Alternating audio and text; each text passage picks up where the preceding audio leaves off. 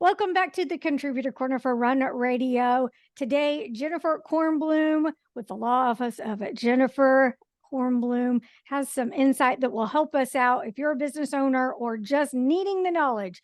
What do you have today? I want to talk about what happens if you don't have a will, Okay.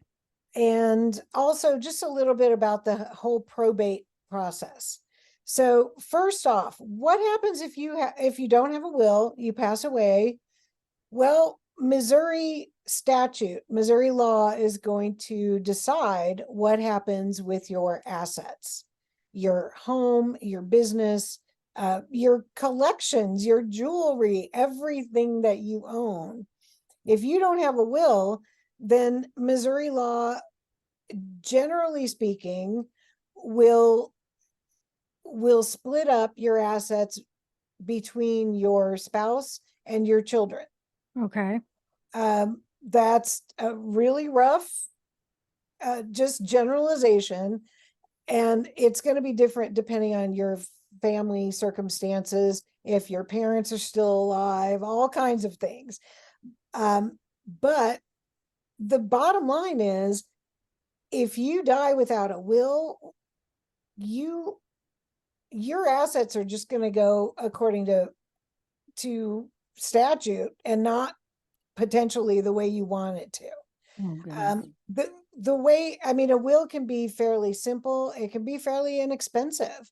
And the will dictates what happens to your estate assets. Mhm. This is everything that you own, your bank accounts, your everything. So even if you do have a will, there is likely to be a probate process. That means that your estate will be overseen by a judge.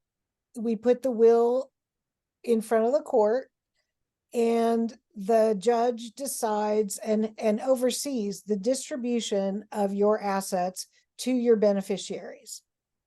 So if you have you know, a spouse that you haven't seen in 10 years, that spouse is going to inherit. If you have named a beneficiary on an account, and you've, that was 20 years ago, and you've never looked at your IRA or your retirement account, you really need to do that, because whatever you put in there 20 years ago that you can't even remember is going to control what happens to those accounts. So no matter what, check the beneficiaries on your accounts, your retirement, your IRAs, your bank accounts, everything. And make sure that you have at least a basic will. By the way, in Missouri, if you handwrite your will, it's not going to be accepted by the court.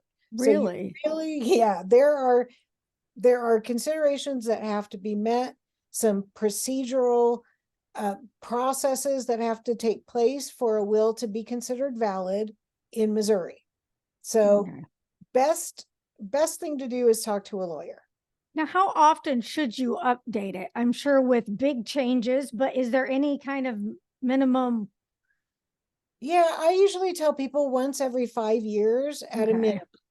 Okay. So, just take a look, because in 5 years there can be a lot of changes in your For life. sure. For sure. Why do you think, I know from the people I've talked to, usually you put it off because it's a lot of work. It's a little sad to think about splitting Yes. up things. But why are there any other reasons that you notice that people that we just don't do it? Why are we not doing it? Because most people think you don't need a will until you're old. I mean, that's just a general idea. But honestly, if you have kids, young children, your will is where you name your successor guardian. Yeah. So at a minimum, you need to have a will. Also, if your kids are minors, the will creates a trust for them, so that so that their interests are protected. Maybe you don't want them to inherit when they're 18 years old so they can, buy a fancy car and then wreck it the next day. Maybe you don't want your kids to inherit until they're a little bit older and a little bit more mature. You have to have a will to make sure of that. Good stuff. Be sure you learn more about Jennifer Kornblum and all of our contributors and listen every weekday at runradio.net.